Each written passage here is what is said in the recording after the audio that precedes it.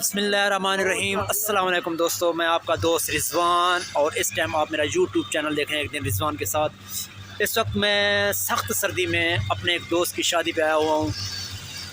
ये शादी हाल में हो रही है, तो मैंने कहा क्यों ना दोस्तों को इस शादी का कुछ अहवाल भी दिखा दूँ, सुना दूँ। इस सख्त सर्दी में लोग आ रहे हैं और आप मेरे साथ रहिएगा। मैं आपको शादी हाल की तरफ लेके जा रहा हूँ, तो आप देखते हैं कि वहाँ लोग कैसे तैयार होके कैसे एंजॉय कर रहे हैं। तो ये मैं अब पहुँच गया हूँ शादी हाल पे। अभी मैं अंदर की तरफ जा रहा हूँ। ज़बरदस्त, इस मौके पे आग भी एक नेमत है।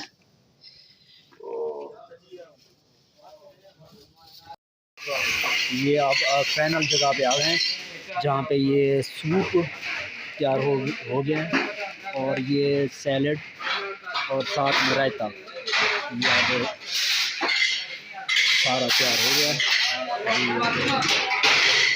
अब सूप जा रहा है, पहले सारे सूप पिएंगे, इसके बाद खाना स्टार्ट होगा।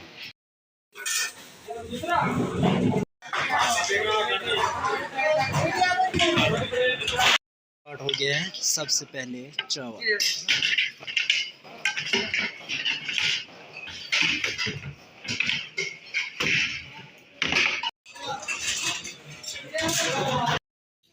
दुल्हे की स्टेट,